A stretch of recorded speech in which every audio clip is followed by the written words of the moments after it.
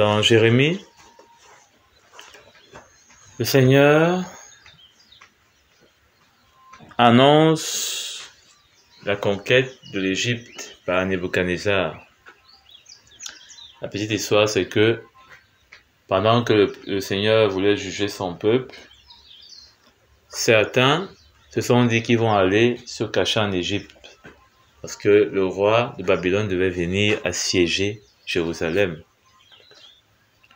Et pendant qu'eux, ils pensaient qu'ils devaient le fuir en allant en Égypte, le Seigneur les annonce ici également que même où vous partez, Babylone va venir s'emparer de cet endroit. Donc, vous n'allez pas échapper à ma justice. Donc, il dit à Jérémie, comme un symbole, prends de grandes pierres et cache-les dans l'argile en présence des Juifs. Nous sommes bien dans Jérémie 43, verset 8. Là où l'on fabrique les briques à l'entrée de la maison du Pharaon à Takhpanès. Puis tu diras aux Juifs, voici ce que dit l'Éternel, le Maître de l'univers, le Dieu d'Israël. Je vais envoyer chercher mon serviteur Nebuchadnezzar, le roi de Babylone. Je placerai son trône sur ces pierres que j'ai cachées, et ils dérouleront son tapis sur elles. Il viendra frapper l'Égypte. Celui qui est destiné à la mort ira à la mort. Celui qui est destiné à la déportation, autrement dit, à être amené en esclavage, ira en déportation. Celui qui est destiné à l'épée mourra par l'épée. Je mettrai le feu aux maisons des dieux et des Égyptiens. Donc, on voit que le Seigneur est là en train d'annoncer ce qu'il va faire. Et comme toujours, le Seigneur ne nous cache pas ce qu'il va faire ou ce qu'il veut faire. Il va toujours nous révéler son plan. Il va toujours, n'est-ce pas, nous montrer ce qu'il envisage, ce qu'il prépare. Parce que le Seigneur ne marche pas avec nous comme un père qui nous cache des choses, mais il marche avec nous comme un père qui nous révèle ses plans pour que on puisse non seulement se préparer, mais accepter de prendre le chemin, de prendre la voie qu'il a pour nous. Donc, il dit à Jérémie de prendre des pierres et de les cacher. Et que Nebuchadnezzar viendra. Eux qui pensaient qu'ils étaient allés se réfugier en Égypte, Nebuchadnezzar, en prenant l'Égypte, va prendre leur vie. Et il va dérouler son tapis, autrement dit, il va les assujettir, il va les prendre sous sa domination. Or, dans 1 Pierre 2, nous avons lu que Pierre dit « Approchez-vous de lui, pierre vivante, rejetée par les hommes, mais choisie et précieuse devant Dieu. Et vous-même, comme des pierres vivantes, édifiez-vous pour former une maison spirituelle, un saint sacerdoce, afin d'offrir des victimes spirituelles agréables à Dieu par Jésus-Christ. » Donc, Pierre ici connaissait la loi. Vous êtes d'accord avec moi que Pierre était juif, il connaissait la loi. Autrement dit, il connaissait ces écrits des prophètes tels que Ézéchiel, Jérémie et autres. Et donc, je pense que Pierre avait une compréhension de ce qu'il disait quand il parlait de pierre vivante. Parce que À pierre vivante, on peut opposer à ce que Dieu dit à Jérémie, de pierre cachée. On peut l'opposer. Dans Jérémie, le Seigneur parle des pierres cachées. Mais Pierre, lui, parle de pierres vivantes. Vivantes. Une pierre qui est cachée, une pierre qui est notamment retirée de l'objet pour lequel il doit servir, ou elle doit servir plutôt, devient une pierre cachée. Et donc, devient une pierre morte. Si j'achète, je sais pas moi, du lait, si j'achète du lait et que je ne bois pas ce lait va se périmer et ce lait peut causer même, n'est-ce pas, des troubles, des problèmes à ceux qui, n'est-ce pas, pourraient en venir à le consommer. Mais le lait qui est consommé, si je l'achète, hein, et qui doit servir à ma nutrition, quand je le consomme, il, n'est-ce pas, me donne des nutriments, des protéines, etc., qui vont permettre que j'ai une vie, n'est-ce pas, meilleure en termes peut-être de croissance, en termes peut-être c'est pas moi, apport, hein, en calcium, etc. Mais plus proche même de ce que Pierre dit là, une pierre qui est amenée sur un chantier pour servir à la construction d'un bâtiment et qui n'est pas utilisée et qui est à part, devient comme une pierre morte. Une pierre qui doit servir, je prends l'exemple peut-être du marbre.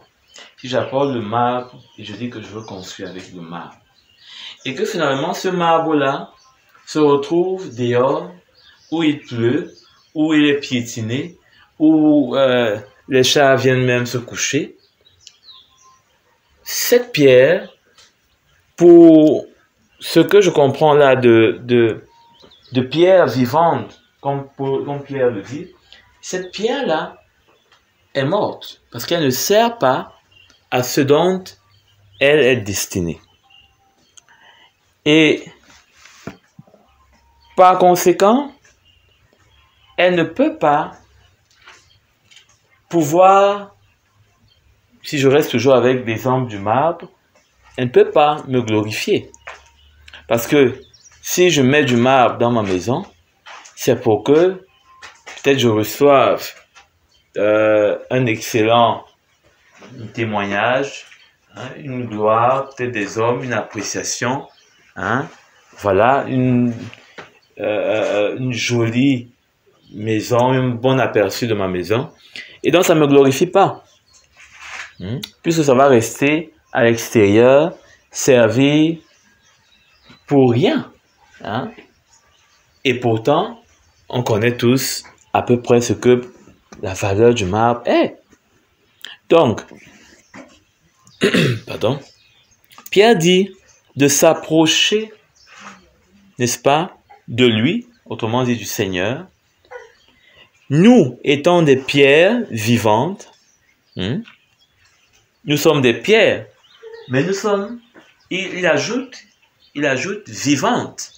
Il ne dit pas juste des pierres, mais il dit des pierres vivantes. Donc, quand on voit avec le parallèle de ce que Jérémie dit comme pierre cachée, on se rend compte que dans ces pierres cachées, dans l'adjectif caché, il y a comme une valeur qui ne sert à rien. Si j'achète ces rideaux et que je les cache sous mon lit, leur valeur n'est pas montrée. Leur valeur n'est pas utilisée. Ça ne me sert de rien. C'est pas différent de celui qui n'en a pas chez lui. Donc, étant en pierre cachée, cela signifie que on est pierre morte. On est pierre, plus précisément dans le contexte dans lequel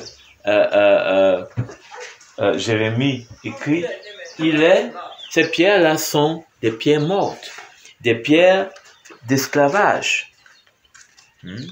Des pierres d'esclavage, des pierres mortes qui, n'est-ce pas, au lieu de glorifier Dieu, au lieu de servir, n'est-ce pas, de pierres précieuses et choisies pour une œuvre excellente que Dieu veut, parce que Pierre dit, rejetée par les hommes, mais choisie et précieuse devant Dieu. Édifiez-vous pour former une maison spirituelle, un saint sacerdoce, agréable à Dieu par Jésus-Christ. Donc, étant pierre cachée, on ne peut pas être des pierres vivantes. Et si on n'est pas des pierres vivantes, forcément on est des pierres mortes. Et si on est des pierres mortes, on ne peut pas former ce que le Seigneur dit là.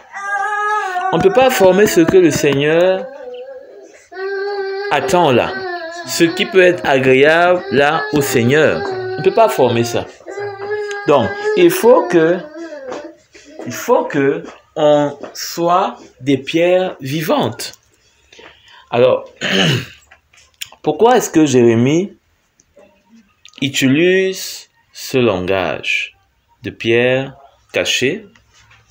On va encore le lire.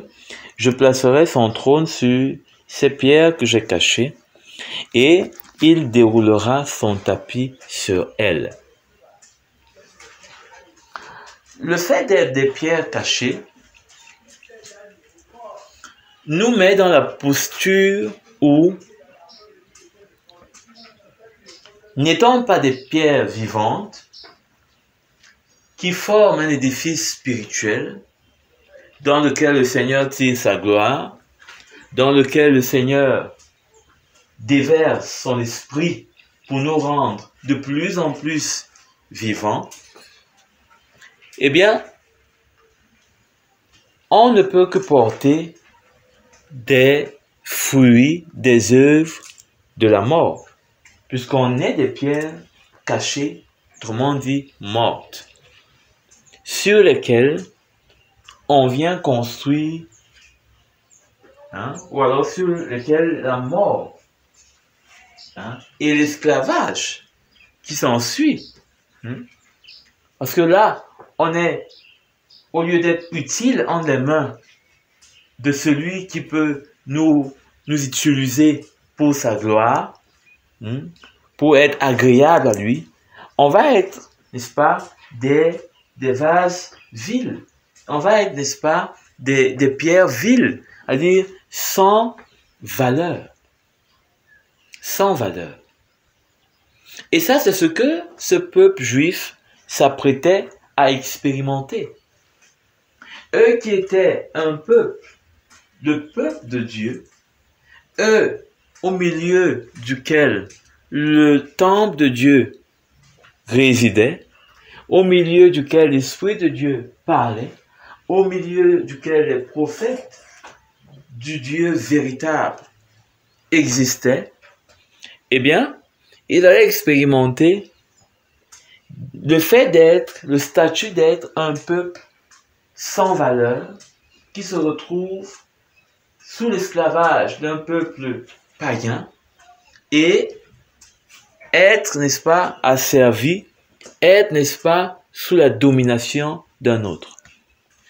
Pour qui, d'ailleurs, il n'a aucune valeur et pour Dieu, il n'arrive plus à lui être agréable, il n'arrive plus à lui donner la gloire, ce peuple-là qui donnait souvent, n'est-ce pas, qui était la gloire du Dieu véritable, du Dieu saint. Alors, il faut qu'on puisse comprendre qu'est-ce que cela a en rapport avec nous. Cela a en rapport avec nous. Qu'est-ce que être des pierres cachées a en rapport avec nous? Aujourd'hui, on doit avouer que c'est très facile de devenir ces pierres cachées. Très facile. On peut être ces pierres cachées au travers de beaucoup de choses et ne plus être ces pierres vivantes comme Pierre nous en parle. Parce que il y a aujourd'hui une vie dans le monde qui fait tout, qui est organisée de la façon dont on est ou pas volontaire à avoir une certaine vie, mais c'est comme si cette vie veut s'imposer à nous. On travaille pour nous. On travaille pour ceux que l'on aime. On travaille pour prendre soin de notre corps, pour prendre soin des choses ou bien pour avoir des choses que l'on désire posséder.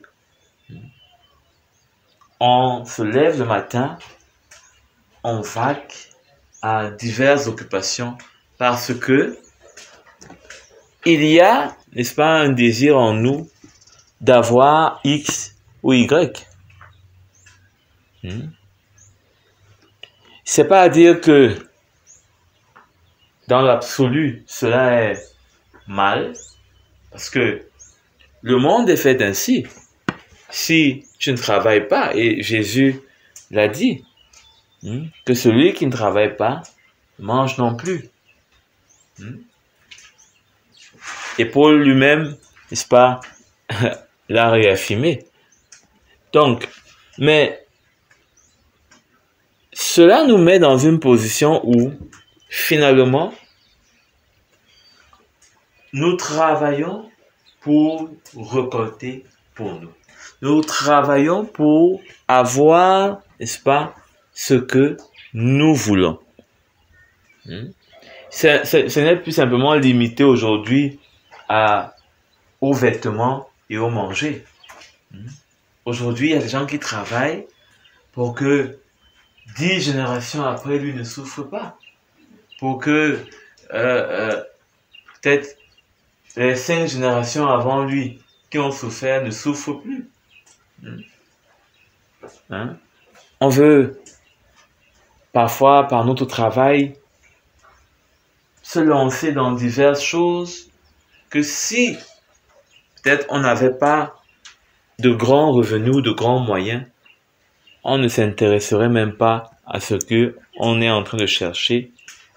Mais le fait d'avoir des moyens, le fait d'avoir beaucoup de moyens, beaucoup de possibilités, nous donne aussi, ça crée comme aussi une multiplication d'envie de pouvoir posséder plus.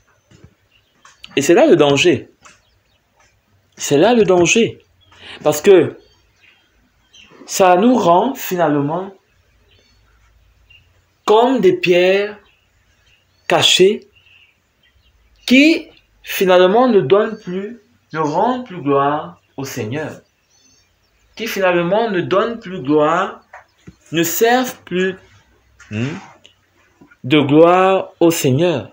Mais finalement, on se tourne vers ce que le monde nous propose et nous donne comme accès. Donc, il y a beaucoup de choses qui peuvent aujourd'hui faire de nous ces pierres cachées. nos occupations. Peut-être amener les enfants à l'école, peut-être prendre soin d'eux, peut-être la maison. Hein? Il y a beaucoup de choses. Parfois, c'est les études. Hein? Quand on est déjà à un certain niveau, c'est comme si ça prend toute notre vie. Il y a beaucoup de choses. Parce que le terme pierre cachée veut dire que notre vie n'est plus pour servir Dieu, n'est plus pour suivre Dieu, pas simplement dans nos œuvres, hein? Parce que quelqu'un peut dire, mais je suis chaque jour à l'église, je suis dans tous les programmes de l'église. Hein? Je ne suis pas une pierre cachée, ma vie. Parce que quand on parle de pierre, on parle d'une vie. Ma vie n'est pas cachée. Mais on peut être caché même en étant chaque jour au milieu des frères et des sœurs.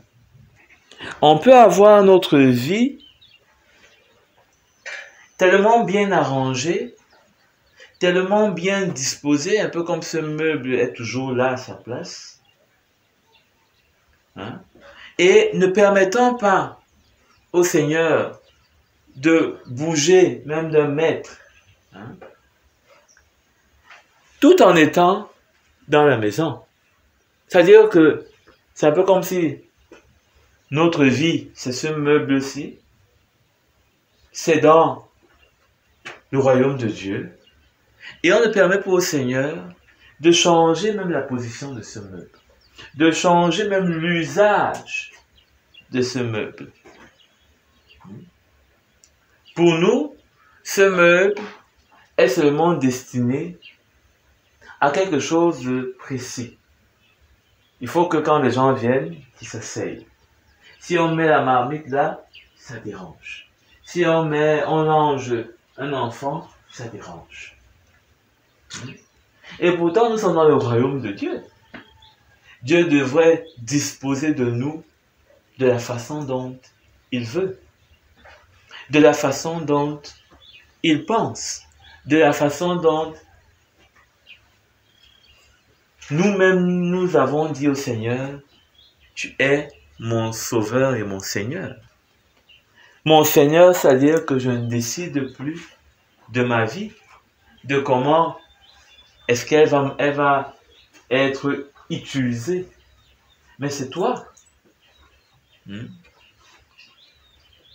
Et finalement, quand on devient cette pierre cachée qui a disposé sa vie d'une façon, hein, qui a fait de sa vie chrétienne un certain modèle, c'est-à-dire que pour lui, sa vie chrétienne, c'est comme ça, et le reste, non, j'ai pas. Sa vie chrétienne, c'est ceci, ceci, ceci, ceci. Et quand tu veux parler, te dis non, frère, la vie chrétienne, c'est d'abord ma relation avec Christ. C'est-à-dire que finalement, sa vie chrétienne, c'est seulement Christ qui a un mot à dire dessus. C'est seulement Christ qui peut faire un ajustement. Mais pourquoi est-ce qu'il va dire cela? Parce que, précisément, il ne veut pas d'ajustement. Parce que Christ, c'est aussi son corps. Christ, c'est pas seulement la tête. Nous sommes d'accord que quand on dit Jean Suzanne, ce n'est pas simplement la tête de Jean Suzanne. Si Jean Suzanne était seulement la tête, peut-être qu'il faudrait couper la tête. Peut-être que quand on coupe la tête, on la garde ici. Et là, ça va. On est avec Jean Suzanne. Mais c'est impossible. Jean Suzanne, c'est aussi le corps. C'est ses membres. Et l'Église est le corps de Christ.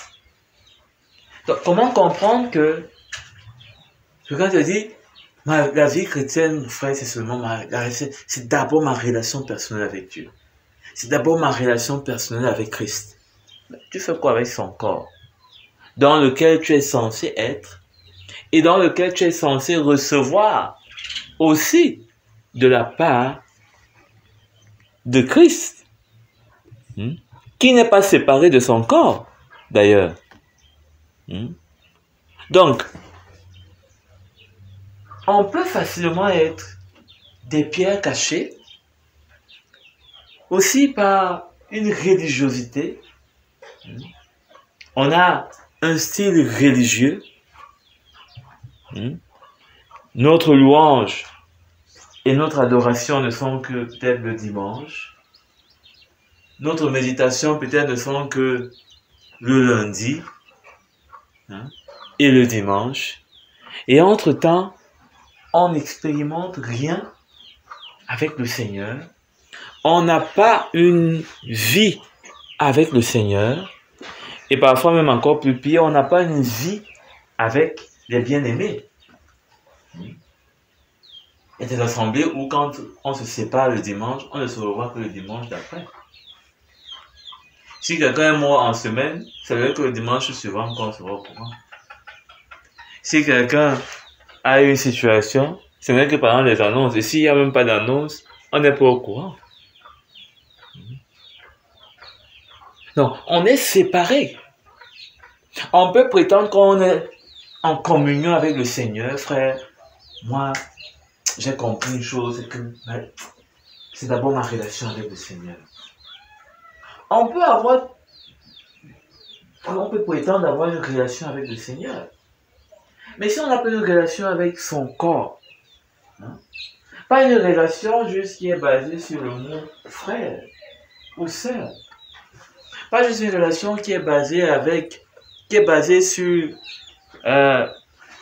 le fait que je sais que tu as donné ta vie au Seigneur, mais une relation qui permet et où nous sommes sur un chemin où le Seigneur fait une œuvre en nous, où le Seigneur nous aiguise l'un l'autre, et il permet que tu peux dire un mot sur ma vie, et je peux dire un mot sur ta vie, et en cela, ma vie n'est pas cachée, ou ma vie n'est pas juste ma vie, mais ma vie devient ta vie. Parce que si tu as un mot à dire sur ma vie, ça veut dire que ma vie n'est plus seulement mienne. Ma vie ne m'appartient pas seulement. C'est comme on reconnaît facilement que Jésus est notre Seigneur. On dit souvent, dis un mot et ma vie va changer. On dit souvent, Seigneur, un mot de toi. Dis un mot sur ma vie et tout va changer. Mais on ne reconnaît pas aussi souvent cette possibilité-là aux frères, aux sœurs, aux jeunes, aux vieux, dans l'église, de dire également un mot sur notre vie. Et c'est là que je pense que nos vies sont souvent comme des pierres cachées. Parce que je peux facilement me cacher derrière le fait que c'est le Seigneur seul qui peut me juger. Et quand un homme me parle, je n'écoute pas. Quand une sœur ou un frère me parle, ça m'est égal. Même si je suis convaincu, il faut encore que j'aille voir encore le Seigneur pour qu'il confirme. Mais, entre-temps, ma vie peut aussi être cachée. Un frère peut arriver chez moi, ou une sœur, c'est pas moi, elle me dit, je trouve que cette maison n'est pas toujours trop propre. Je trouve que cette maison, frère, attention, mets ta maison en ordre, etc. Mais ça, difficilement on accepte, difficilement on permet à Dieu de faire une œuvre. Et pourtant, il sait l'œuvre qu'il est en train de faire. Parfois, tu arrives, tu dis c'est pas moi, quelqu'un, dans cette maison, il y a trop des films bizarres, il y a des choses qui n'édifient pas, il faut arrêter ça. Et pendant que tu dis ça à un frère ou à une sœur, pour elle, c'est « Ah, le frère s'y juge. » Parce qu'il est arrivé là, peut-être, dans un film, il y a des personnages qui s'embrassent. Pour lui, c'est déjà que dans ma maison, il y a le péché. Mais non! Si on accepte que le Seigneur amène nos vies à la lumière, par l'intervention des uns et des autres, pas de n'importe qui. Parce que dire que tout le monde peut parler sur nos vies, c'est pas vrai. Mais des personnes dans lesquelles on a confiance, parce qu'on connaît l'œuvre de Dieu dans leur vie, la main de Dieu dans leur vie, l'Esprit de Dieu dans leur vie, ils sont sur un fondement, et ils ont, n'est-ce pas, un témoignage. Eh bien, on doit pouvoir recevoir. On doit pouvoir recevoir. On doit pouvoir permettre, ouvrir les portes de nos vies aux uns et aux autres, afin de crier à l'aide, afin de crier au secours lorsqu'il y a des situations. Parfois, on a une situation et on la vit seule, dans notre coin. Pourquoi? Parce que on n'a pas suffisamment ouvert les portes et les fenêtres de nos vies, afin que, même si un frère n'entre pas forcément dans ta maison, c'est-à-dire dans ta vie, mais au moins même de l'extérieur, étant à la fenêtre, qui te disent, comme quelqu'un peut venir là et dire, voisin, c'est comme si ton mari est en train de brûler là. C'est comme si ton bébé ne va pas bien, j'entends beaucoup de cris, il crie trop. Ça fait déjà 1 heure de temps, est-ce qu'il y a, vérifie voir. On doit ouvrir des portes. On doit ouvrir un accès à ce que l'Évangile nous parle profondément. Pour que l'Évangile fasse son œuvre dans nos vies. Ouvrir des portes. Pour que l'Évangile vienne solutionner des choses dans nos vies, des choses au milieu de nous. Et pour ça, chacun doit ouvrir la porte de sa vie. C'est très important parce que, auquel cas, ce que Dieu dit à Jérémie, c'est ce qui va nous arriver. Étant placés, n'est-ce pas, comme des pierres cachées, le roi de Babylone, c'est lui qui va venir dérouler son tapis sur nous. C'est lui qui viendra dérouler son esclavage sur nous. C'est lui qui viendra nous mettre dans une situation embarrassante.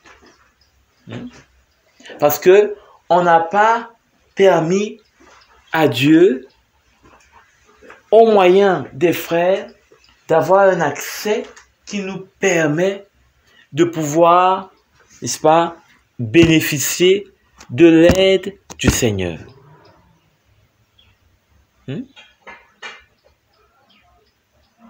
Parce que là où les Juifs pensaient qu'ils allaient aller se réfugier en Égypte, pensant que là-bas, le Seigneur n'allait pas les toucher, c'est comme aujourd'hui. Parfois, je cause avec quelqu'un, il te dit, frère, le côté là, laisse le côté là. Mais c'est ce côté-là que tu dois plutôt demander au frère que, pardon, viens voir. Parce que quand tu dis laisse, ben, ça donne une occasion à l'ennemi, aux ténèbres, de venir s'en occuper. De venir s'en occuper.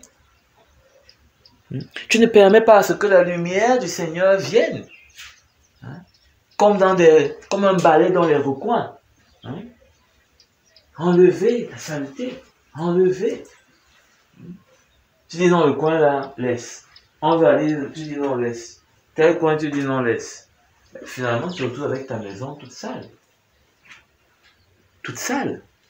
Et finalement, celui qui vient, qui règne, c'est Nebuchadnezzar. C'est-à-dire que le monde et les ténèbres. Quand dans une assemblée, des vies ne sont pas exposées. Quand au milieu du peuple de Dieu, les vies ne sont pas ouvertes. C'est l'ennemi qui est là et qui profite de se saisir de chaque aspect, de chaque élément, pour, n'est-ce pas, pouvoir mettre sa main. Et c'est par là qu'il va nous tenir. C'est par là qu'il va nous tenir. Et c'est pourquoi, lorsque par exemple, on est tombé dans le péché, on est tombé dans peut-être une séduction, il ne faut pas craindre le regard ou bien la parole d'un frère ou d'une sœur. Parce que généralement, c'est de ça dont on va craindre le plus.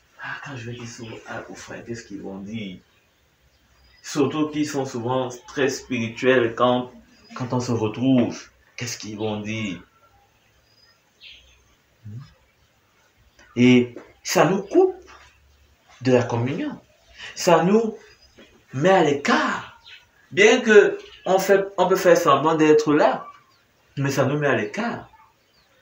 Parce que cette communion part et quitte de notre cœur pour embrasser les autres. Mais dès lorsque dans notre cœur, on est coupé parce que quelque chose nous tient par derrière, on est déjà retiré. Et c'est là que viennent les justifications. Et c'est là que viennent les arguments. C'est là que viennent, n'est-ce pas, toutes sortes de paroles pour dire non, ceci, oui, mais, non, c'est pas, non. Hein? Et pourtant, on est déjà coupé. Et pourtant, nous ne sommes plus de cœur. Et c'est maintenant l'ennemi qui nous tient par derrière, parce qu'il y a quelque chose qu'on ne veut pas lâcher, parce qu'il y a quelque chose qu'on ne veut pas apporter à la lumière, il y a quelque chose qu'on ne veut pas laisser que le Seigneur fasse au milieu des frères. Alors on préfère rester avec ça dans notre coin. Et c'est ça qui va nous détruire. Et c'est ça qui va nous détruire. Et ceux qui vont s'hasarder à vouloir se joindre avec toi dans ton petit coin sale,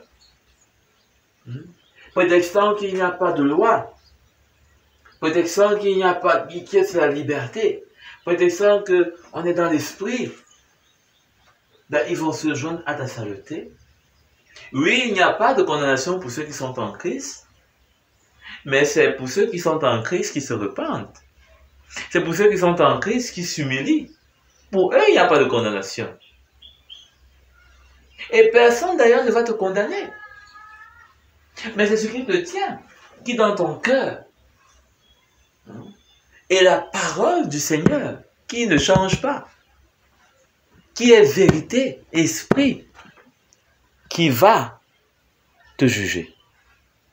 Et c'est là qu'on a besoin de pouvoir porter un cœur dans ces moments, dans ces situations, pour être dirigé par le Seigneur, afin d'aider, afin de venir relever celui qui est tombé. Donc, faisons attention d'être des pierres cachées. Au milieu du chantier de Dieu. Pendant que l'ingénieur est venu avec tout le matériel qu'il faut. Il a versé un camion de gravier. Toi, tu es la petite pierre de ce camion de gravier qui se retrouve là sur le côté, un peu comme cette pierre. L'ingénieur a donné les instructions pour que on te mélange avec les autres, comment on appelle ça, le sable, le ciment, pour faire une pierre, afin que cela puisse édifier, participer à l'édifice spirituel. Toi, tu es la petite pierre qui est là-bas. On tourne les autres pierres ici. On les fait passer par des épreuves. On les fait passer par des tests. Ils prennent leur croix. On soulève la pelle. Bam! Ça fait mal. Insulté, méprisé. Comme ce que Pierre dit. Les pierres vivantes sont les pierres méprisées. C'est-à-dire qui n'attirent pas le regard.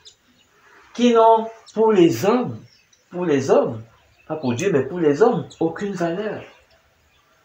Qui ne sont pas, n'est-ce pas, peut-être avec des grandes choses dont on peut désirer. Mais leur vie, ou alors dirais-je plutôt, la vie du Seigneur qui est en elle, en ces pierres vivantes, c'est cette vie qui les vivifie. C'est cette vie qui permet au Seigneur de bâtir cet édifice spirituel. C'est dans ce travail. Comment est-ce que un gravier va se retrouver dans ce mur-ci, s'il n'a pas été coulé, s'il n'a pas été, comment on appelle souvent ça, le béton là, s'il n'a pas été tourné dans le béton. Comment est-ce que tu vas te retrouver dans ce mur, dans cette jolie maison quand ça sera fini, si tu n'as pas été tourné, retourné, mélangé avec tout ce que l'ingénieur connaît. Il apporte du sable, il apporte ceci, il apporte cela.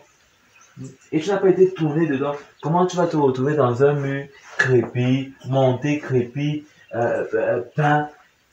Comment tu vas te retrouver? Après orné, comment tu vas te retrouver dedans? Tu ne peux pas te retrouver.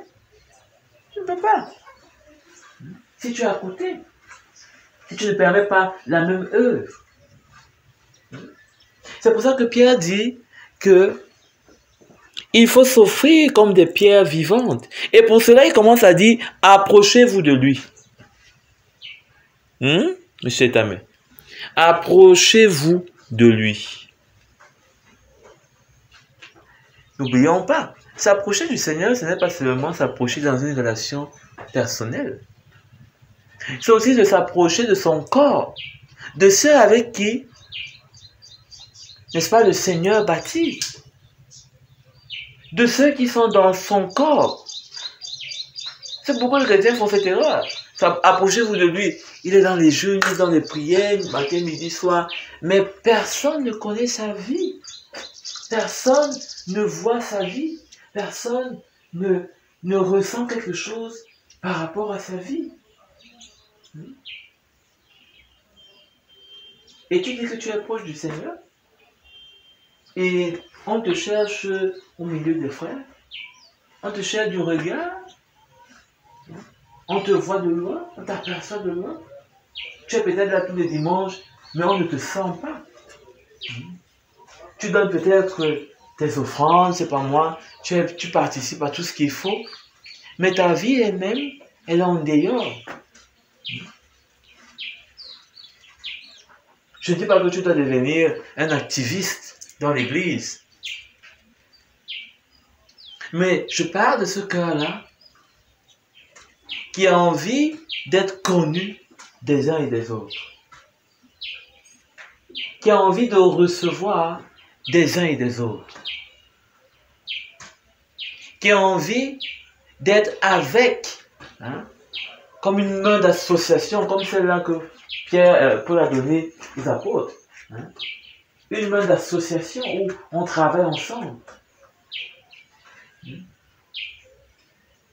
Où ta situation devient ma situation. Ou quand tu es dans un moment difficile, j'ai envie de t'apporter une aide, j'ai envie de t'apporter une consolation, j'ai envie de t'apporter un soutien. C'est là que on peut être des pierres vivantes et non des pierres cachées.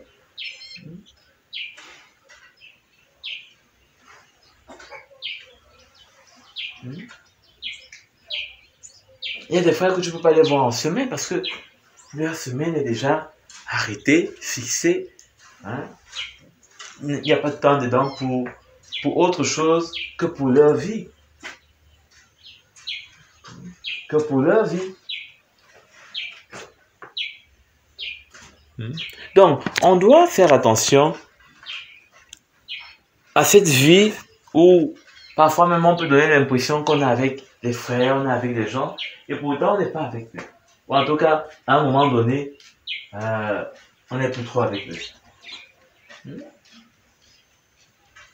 Et cela, ça ne tarde pas parce que tôt ou tard, quand il n'y a plus de motivation dans le cœur de l'homme, quand il n'y a plus, ou alors quand ce désir ou cette motivation d'être avec les uns et les autres, avec le corps de Christ, cesse, tôt ou tard, nos œuvres vont cesser. Généralement, ça commence par là. Nos œuvres cessent. Notre présence commence à être de moins en moins vue. Et par la fin, on se coupe. On se coupe. Donc, on doit faire attention. On doit faire attention de cacher nos vies, de réserver un certain nombre de choses de nos vies et de ne pas pouvoir permettre non seulement au Seigneur d'apporter sa parole et sa lumière sur ces choses, mais également au bien-aimé de pouvoir avoir un regard.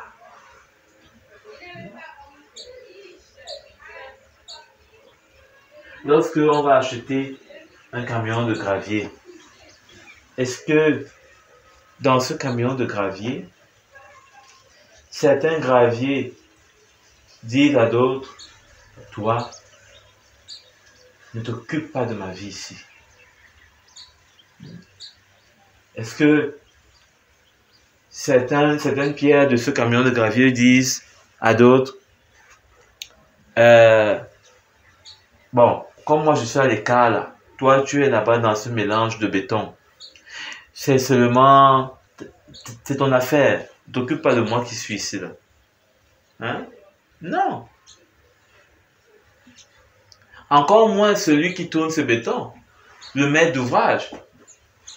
Il ne dit pas quand il se rend compte qu'il y a un gravier qui est déjà sur le côté là. Il ne dit pas, ah, c'est ta vie là-bas. Non. Il va prendre cette pierre de gravier, il ajoute au béton qui tourne. Parce qu'il voudrait que, il sait que pour que cette pierre se retrouve dans cet édifice spirituel, elle doit être tournée avec tout le béton. Elle doit être mélangée avec les autres. Donc, être avec les autres, ça ne doit pas être une possibilité, un désir, c'est un impératif. C'est une nécessité. Parce que toi, si tu ne peux pas former un mur, si toi, si tu pourrais former un mur, c'est que nous autres alors. Donc, si tu veux former un mur, tu dois être avec les autres. Ta vie doit être connue. Ta vie doit être ouverte. Les barrières qu'il y a dans ta vie doivent sauter. C'est un peu comme ceux qui font le sprint. il saute les barrières dans la course. Dès que on franchit cette barrière-là, ben, elle n'a plus lieu d'être. Elle n'a plus lieu d'être. Dès qu'on franchit une barrière, l'autre n'a plus lieu d'être. Ces barrières doivent quitter pour que on se retrouve avec un chemin tracé dans nos vies où l'évangile peut pénétrer, où les frères peuvent pénétrer et apporter tout ce dont le Seigneur veut nous donner. Auquel cas, c'est Nebuchadnezzar qui va construire son royaume sur nous, étant à l'église. Et c'est comme ça que généralement les scandales arrivent. On se retrouve que, dans la vie de tel frère, il y avait ceci.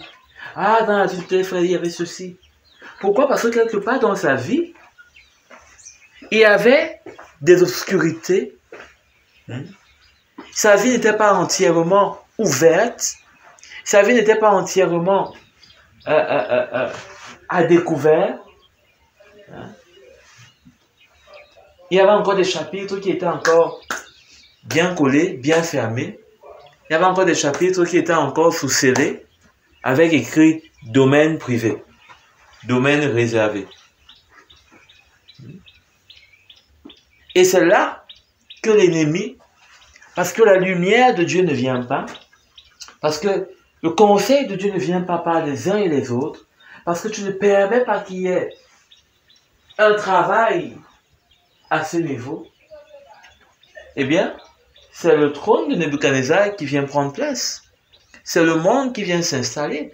Et quand le monde vient trouver ne serait-ce qu'une faille dans notre vie, il va grandir dans cette faille. Grandir. Parfois, on a vu ça. Un arbre qui grandit dans un rocher. Au milieu d'une faille, vous voyez, ça commence doucement. Après, ça a grandi. Et finalement, ça fait éclater le rocher. Ça fait éclater le rocher. Donc, finalement, ce monde va grandir dans cette faille. Et finalement, tu vas lutter dans cette faille seul. Sans aide. Sans lumière.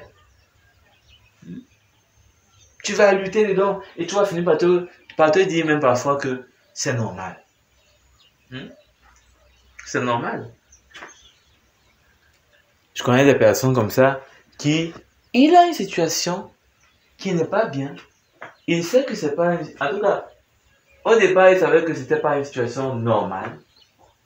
Et par la fin, il fait par lui dire, c'est Dieu qui m'a créé comme ça. Si Dieu ne voulait pas que j'ai ce problème, il ne m'aurait pas donné ce problème. C'est Dieu. Il te dit, j'ai tant lutté moi-même, je ne peux pas. C'est Dieu. C'est ma nature, c'est Dieu. Mais le premier problème, c'est que il cache cette vie, il cache ce pan, il cache ce domaine, et il ne permet plus à la lumière d'entrer suffisamment. Vous savez que nos difficultés, nos faiblesses ne sont pas le plus grand obstacle devant le Seigneur. Nos incompréhensions, nos incapacités ne sont pas le plus grand obstacle devant le Seigneur. L'obstacle le plus grand devant le Seigneur, c'est notre cœur qui a besoin de s'humilier et simplement de dire à l'aide, Seigneur. Moi-même, je ne peux rien. C'est là notre obstacle. Notre obstacle, c'est pas que dans telle situation, il y a tel là, c'est un problème. Dans cette situation, je n'arrive pas moi-même, il y a ceci. Non. C'est notre cœur qui n'arrive pas à s'humilier et à demander la grâce de Dieu. C'est là notre problème. Et finalement, ce cœur va s'endurcir et se convaincre qu'il n'y a même pas de problème, que ce n'est même pas un problème, que la situation est normale, et pourtant la situation va aller de mal en pire. Et finalement, on va commencer à justifier, et finalement, on va commencer à même encourager les autres à comprendre que c'est normal, c'est comme ça. Pourquoi? Parce que quelque part, notre vie a commencé à être cachée, à être en fuite, hein? Et on n'a pas laissé le Seigneur faire son œuvre. Donc, là, c'est donner la place à Nebuchadnezzar de venir faire son trône. De venir faire son trône au milieu de nous. Des convoitises du monde. On finit par avoir des frères et des sœurs qui sont dans l'église, mais qui sont remplis d'une envie insatiable d'argent. Qui sont incapables d'aider même un frère pour rien. Qui sont incapables de pouvoir partager même de leur superflu. Pourquoi? Parce que quelque part, il y a des choses dans nos vies où on ne permet pas ce que la lumière de Dieu vienne, nous éclaire, que le Seigneur se serve de ses membres qui sont dans son corps pour nous atteindre. C'est un peu comme le pied dira à la main, ne viens pas me nettoyer. Je suis en communication avec la tête. La tête va me nettoyer.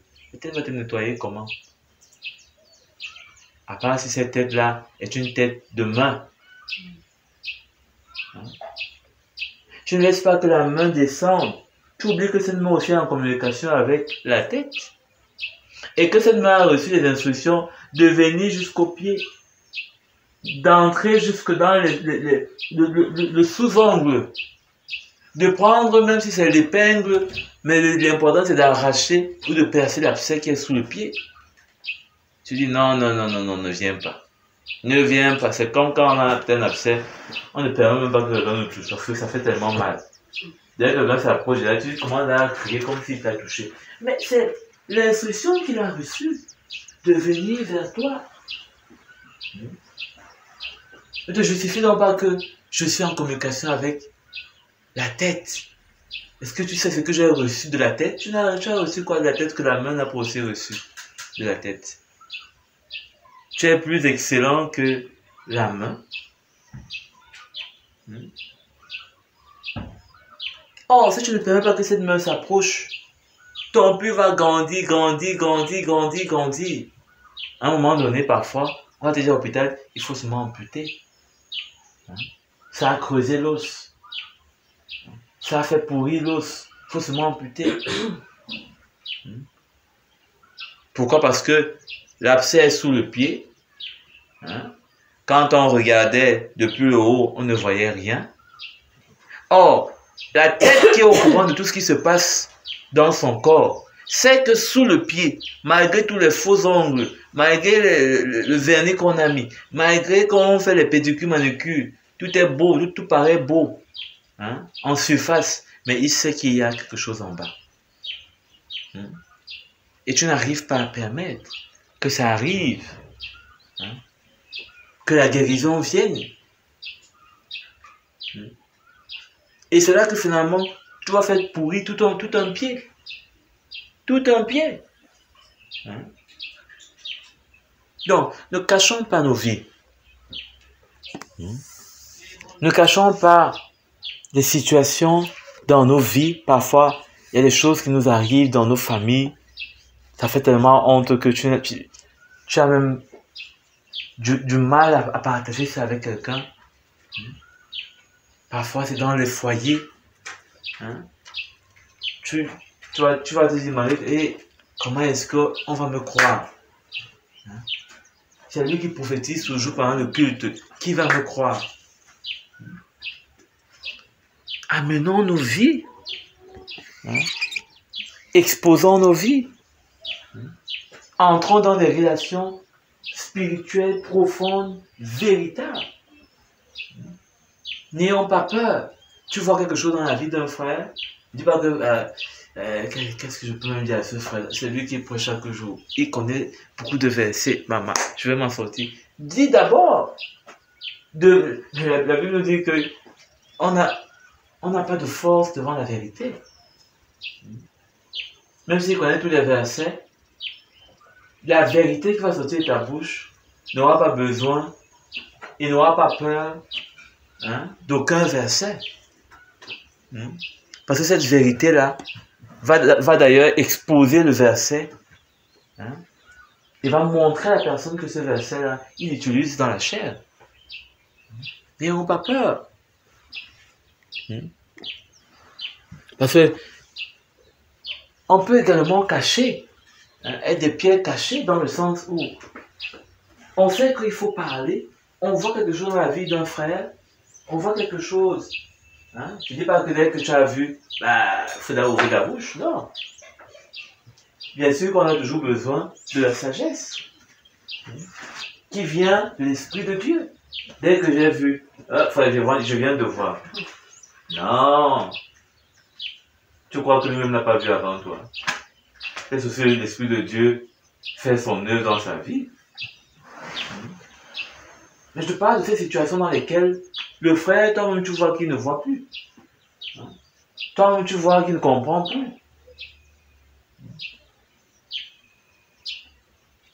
Comment est-ce que tu vas aller parler? Comment est-ce que tu vas être cet instrument entre les mains du Seigneur pour sortir ce frère de ce lieu où il est en train de se couvrir avec un manteau? Il s'enveloppe avec ce manteau de mensonge. Avec ce manteau de conviction charnelle. Nous devons faire attention. Parce que Nebuchadnezzar, lui, il va faire son royaume. Et c'est comme ça que le monde finit souvent par faire son royaume dans l'église. Voyez un frère là, il aime l'argent jusqu'à. Une sœur là, elle aime le luxe jusqu'à.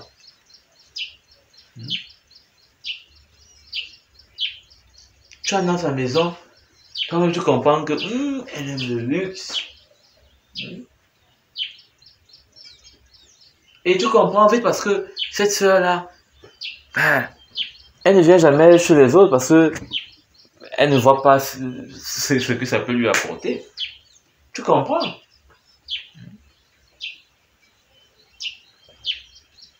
Il n'y a pas une simplicité en elle. Il n'y a pas un cœur simple qui sait communier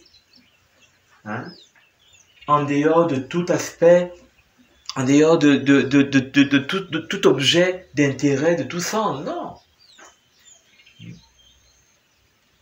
Donc, faisons très attention d'être ces pierres, ces vies cachées dans la maison de Dieu. Parce que l'ennemi, lui, il est en repérage. Et la chair va lui dire, compagnon d'œuvre. La chair est le meilleur compagnon d'œuvre de l'ennemi. Parce que l'ennemi voit et connaît ce que cette chair aime. Cette chair va lui dire, compagnon d'œuvre, viens vers moi. Ici, là, il y a un coin qui n'est pas comme tu connais là. Faisons notre gloire là, faisons notre joie. Restons notre trône. Et c'est comme ça qu'on finit par ne pas être libre au milieu des frères. Parce que dans notre cœur, il y a toujours des choses qu'on cache, qui sont en réserve, qui sont quelque part voilées. On a des freins.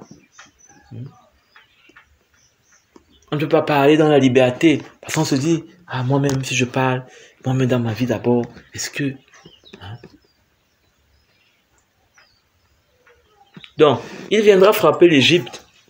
Celui qui est destiné à la mort ira à la mort. Celui qui est destiné à la déportation, Hein? Et on va expérimenter ça. Celui qui garde dans sa vie une vie d'impureté, une vie hein, de ténèbres, il sera destiné à l'esclavage. L'esclavage va se faire dans sa vie.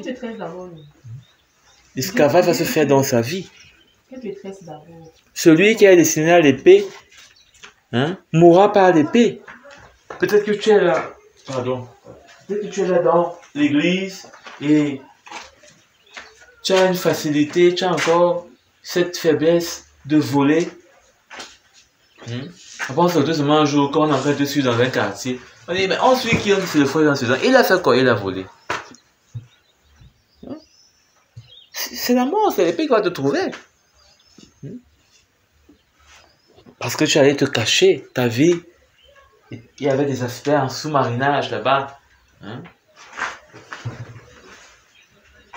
Faisons très attention. Soyons plutôt ces pierres vivantes. Hein? Et pour cela, approchons-nous de lui. De lui qui, comme Paul dit, dans sa grâce toute puissante, qui peut faire au-delà de nos forces, au-delà de nos limites. Approchons-nous de lui. Au travers des bien-aimés, au travers des frères qui peuvent investir en nous, qui peuvent apporter une lumière du Seigneur. Approchons-nous de lui.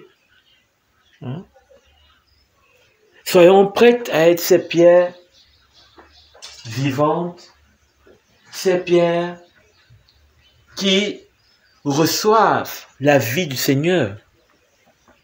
Même si parfois ça nous fait mal. Peut-être quand un frère te donne un conseil et bon, je te dis, même si c'est quelqu'un qui devait me donner ce conseil, ce n'est pas lui. Mais ce n'est pas lui. Mais c'est lui que Dieu a choisi pour te briser davantage. Pourquoi tu vas donc regarder à lui et non pas regarder à ce que le Seigneur veut te donner? Sa vie. Pierre vivante. Pas pierre cachée, parce que une pierre cachée ne peut pas s'approcher du Seigneur. Elle est cachée. Comment va-t-elle s'approcher du Seigneur? Quoi de mieux pour s'approcher du Seigneur que la repentance? C'est là que si on est tombé, si on a failli, le Seigneur va nous relever. C'est là qu'il va nous redonner sa vie et sa paix, sa joie. Et nous réitérer l'assurance de notre salut. Quoi de plus extraordinaire que la repentance? Aujourd'hui, il y a des gens qui disent que la repentance n'a plus lieu d'être dans la vie chrétienne. Il y a des pasteurs qui soutiennent ça. Que la repentance c'est une seule fois quand on a donné sa vie au Seigneur. Mais comment s'approcher du Seigneur lorsqu'on a failli, lorsqu'on est tombé? N'est-ce pas la repentance? Lorsqu'on a failli avec son frère, peut-être on lui a dit des mots terribles. Et nous-mêmes, on peut sentir que peut-être ça l'a davantage écrasé. Comment s'approcher de ce frère encore sans retourner d'abord vers le Seigneur, sans s'approcher d'abord devant le Seigneur et lui demander sa sagesse et sa grâce, peut-être encore aller relever le même frère que peut-être nous-mêmes on a fait davantage tomber. Approchons-nous de lui, rejeté par les hommes, mais choisie et précieuse devant Dieu.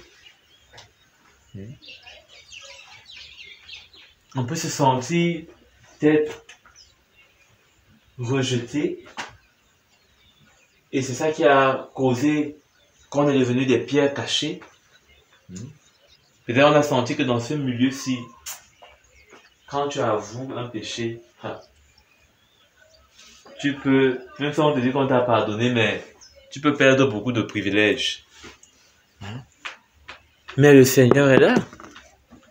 Le Seigneur te dit que pour que tu redeviennes une pierre vivante, oui, tu es tombé dans le péché, oui, tu as fait ceci, oui, tu as fait cela. Mais pour que tu redeviennes une pierre vivante, approche-toi de lui.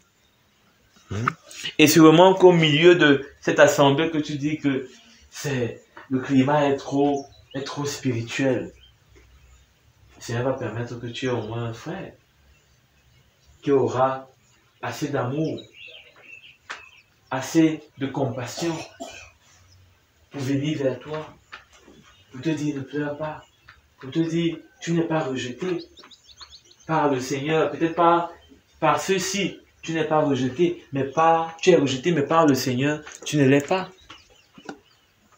Amen. Précieuse devant Dieu. Est-ce que nous réalisons souvent que nous sommes précieux devant le Seigneur? Nous réalisons plus que le Seigneur est précieux pour nous. Mais Pierre nous dit que nous sommes précieux et précieuses devant le Seigneur. C'est pour cela qu'il ne veut pas que nous soyons des pierres cachées. Parce que quand nous sommes cachés, nous ne bénéficions pas de sa vie. Nous ne bénéficions pas de sa lumière. Nous ne bénéficions pas de sa grâce pour nous relever, pour nous encourager. Nous sommes précieux devant le Seigneur. C'est pour cela que nous entendons sa parole. Pour que cette parole nous encourage. Pour qu'elle nous permette de garder la foi. Et de combattre le bon combat de la foi.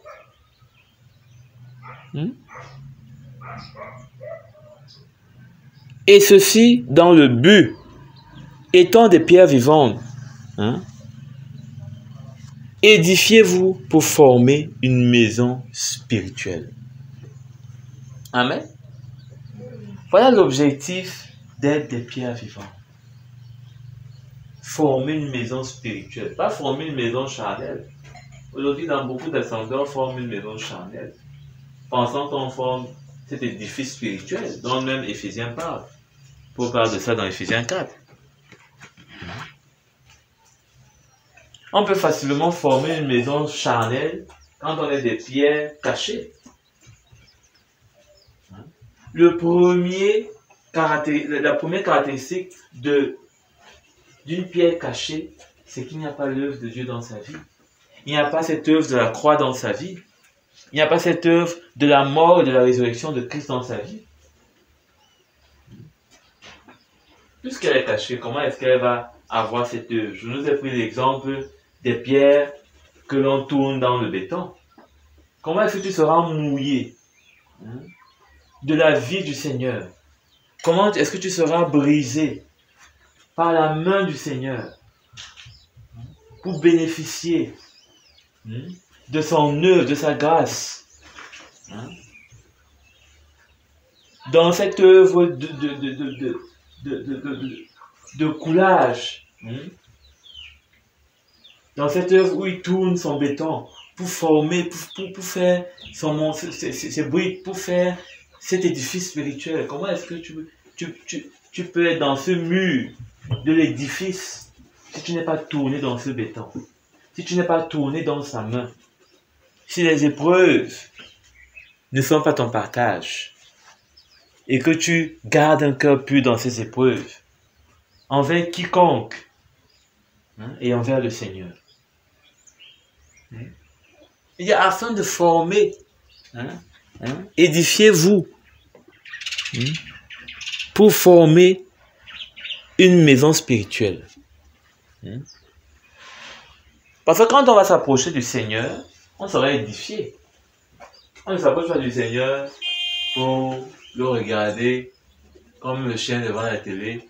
Non! On s'approche devant le Seigneur pour être édifié. Édifier, cela veut dire que il nous remplisse de sa vie. Il nous remplisse de sa lumière. Quand on dit que je suis édifié, ça veut dire que j'ai vu la lumière. Je comprends. Je vois à présent. J'étais aveugle, je ne voyais pas. Mais maintenant, je suis édifié. Je vois. Donc, il va nous édifier. Quand on va entendre sa parole, on sera édifié. Parfois, les choses qu'on faisait naturellement, comme ça, avec le vieil homme, on ne va plus le faire. Parce qu'on sera édifié. les choses qu'on ne comprenait pas bien ou bien on comprenait tordues, mais ça va maintenant édifier. On ne va plus être embrouillé. On va exactement comprendre quand est-ce qu'il faut donner sa vie, quand est-ce qu'il faut passer par ce chemin, quand est-ce qu'il faut mourir. On sera édifié, l'Esprit de Dieu va nous édifier. De comprendre quand est-ce qu'il faut perdre dans des situations, quand est-ce qu'il faut perdre, quand est-ce qu'il faut laisser. Et quand nous serons édifiés, cela va faire que nous serons de facto, c'est-à-dire que sans transition, nous allons former une maison spirituelle. Nous serons édifiés pour former, c'est-à-dire que le travail de l'édification de Christ dans nos vies va faire qu'automatiquement on sera, n'est-ce pas, formant partie de cet édifice spirituel. On ne va pas chercher à vouloir être peut-être dans une, c'est pas moi, dans une église, ou avec tel pasteur, ou avec tel... Non. Ça va se faire naturellement dans notre cœur, naturellement dans notre vie. Du reste, le Seigneur sera au contrôle et à l'œuvre. Il va amener toutes choses. Est-ce que la maison, quand elle veut être construite, est-ce que la maison dit à elle-même, j'ai besoin du sable, j'ai besoin du gravier, j'ai besoin de l'eau? Non! L'ingénieur sait que pour cette maison, il faut. Il saura vers qui diriger tes pas. Il saura à quel moment il faudra te donner un message. Il saura comment est-ce que faire pour que tu comprennes et que tu grandisses. Du reste, le Seigneur nous dit que c'est son œuvre, c'est lui qui bâtit son église. La seule chose donc qu'il nous demande, c'est d'apporter nos vies, de ne pas retenir nos vies, de ne pas mettre certains domaines de nos vies entre nos mains et entre notre cerveau, avec sa sagesse et sa réflexion. Mais il nous demande d'apporter nos vies, de ne plus les cacher. Dans le monde, on cache beaucoup de choses. Vous voyez des gens là, il est là, mais vous ne savez pas ce qu'il fait. En journée, il marche. La nuit, il a une autre vie. Il y a des gens que c'est la nuit que sa vie commence. Vous voyez une fille là, elle est là, le matin, là, elle s'habille. La nuit, elle est dans le bar, soulève la cuisse, soulève une fesse, et elle danse. D'autres, il est en plein jour. Vous le voyez là. Vous partez sur, il a un site, vous partez sur son site. C'est là que vous voyez qu'il est peut-être un féticheur.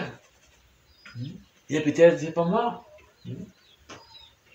Il a une autre vie. Dans le monde, les gens ont des doubles vies. Quelqu'un est marié, mais il a une autre vie. Même pas loin de la maison, dans le quartier. Quelqu'un à l'église, c'est alors plus grave. Mais il va chez les féticheurs, les marabouts, en semaine, et le dimanche, il est à l'église. Il loue Dieu. Donc, ne cachons pas nos vies, mais approchons-nous de lui, de celui qui peut faire au-delà de nos faiblesses, au-delà de nos erreurs, au-delà de nos manquements, au-delà de nos incapacités, au-delà de notre manque de connaissances. Approchons-nous de lui. Et je le rappelle encore, s'approcher du Seigneur, c'est s'approcher de sa tête et s'approcher de son corps. On ne peut pas s'approcher du Seigneur à moitié. C'est-à-dire que seulement de lui, de sa tête, oh Seigneur. Non. c'est de s'approcher également de son corps. Ceux qui sont les membres de son corps. Les anciens, les ministères. Il y a une tromperie aujourd'hui qu'on veut faire croire aux chrétiens, c'est que ils peuvent mener sa vie chrétienne avec son Dieu chez lui et tout va aller bien. C'est faux. C'est faux. Donc, il faut s'approcher du Seigneur entièrement. Entièrement. Donc, voilà le message que j'avais pour nous.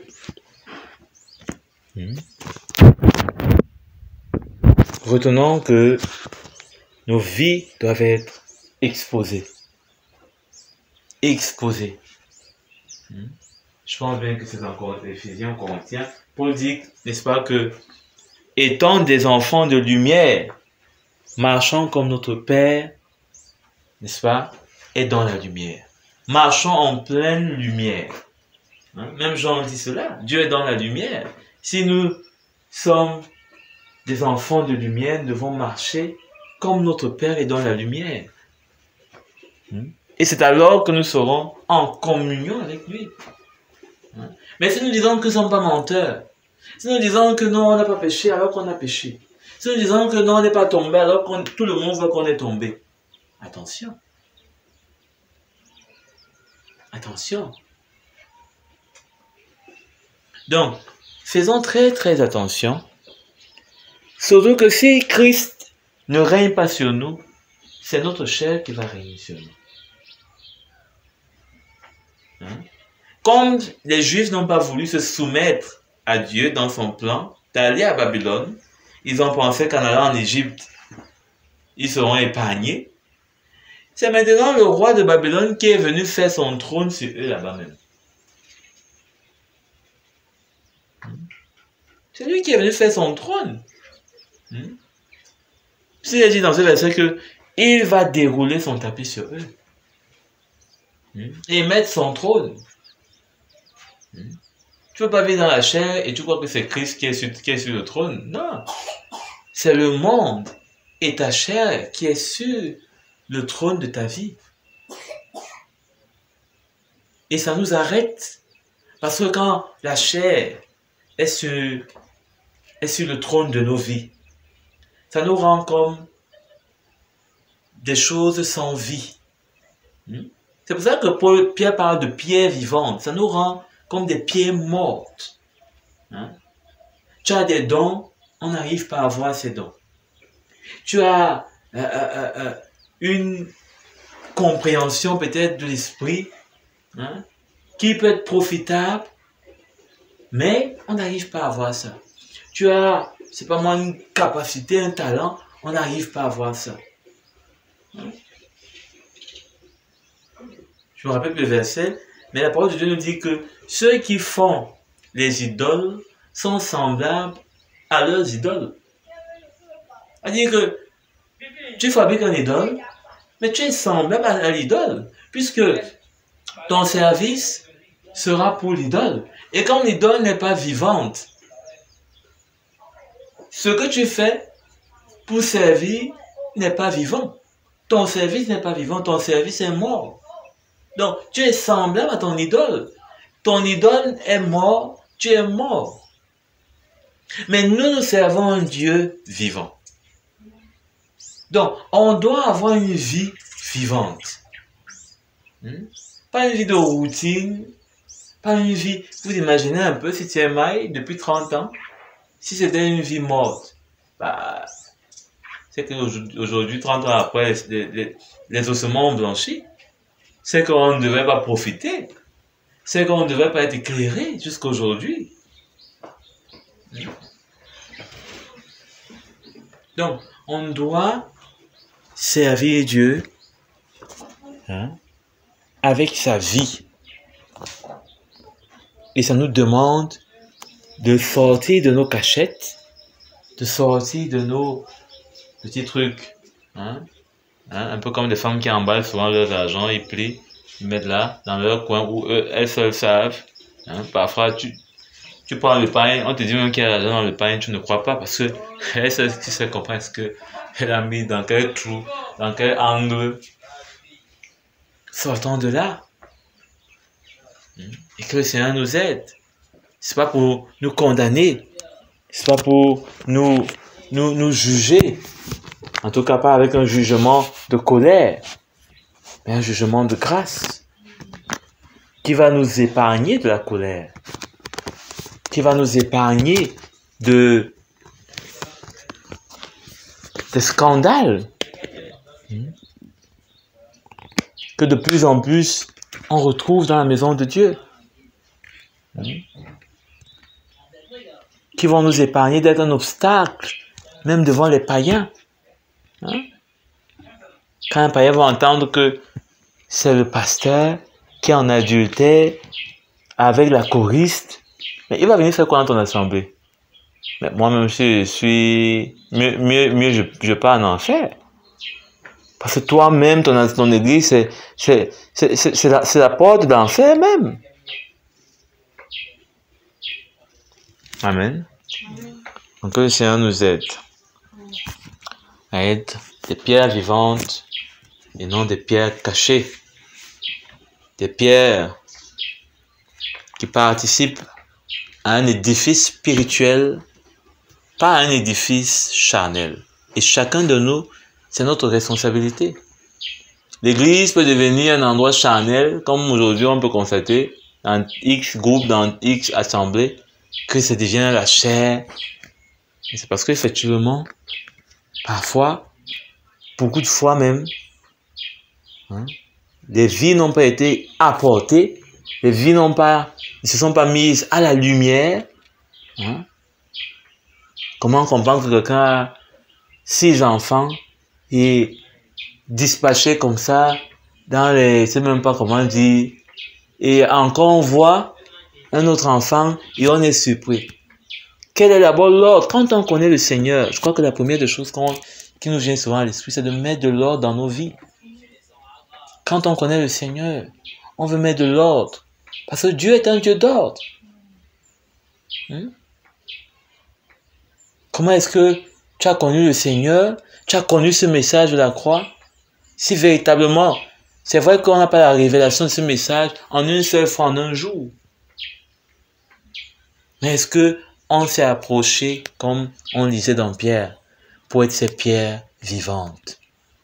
Ou alors, on a cru que on pouvait être des pierres cachées au milieu du royaume de Dieu.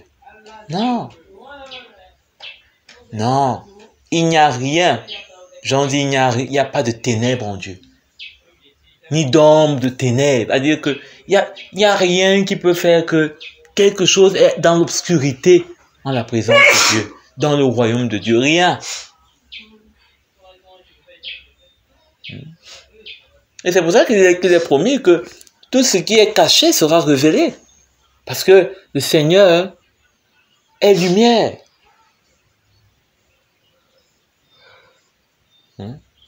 Et n'attendons pas que c'est l'ennemi et le monde qui viennent mettre à nu nos vies, peut-être encore quelque part, qui sont cachées.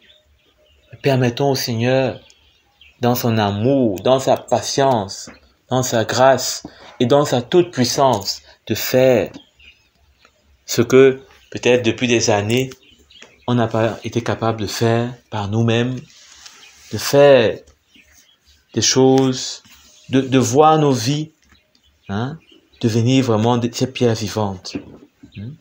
Ces pierres vivantes. Il y a des personnes qui pourront témoigner de cela, que leurs vies sont devenues des pierres vivantes, que leurs vies sont des pierres vivantes, qu'elles sont participantes de l'édifice spirituel.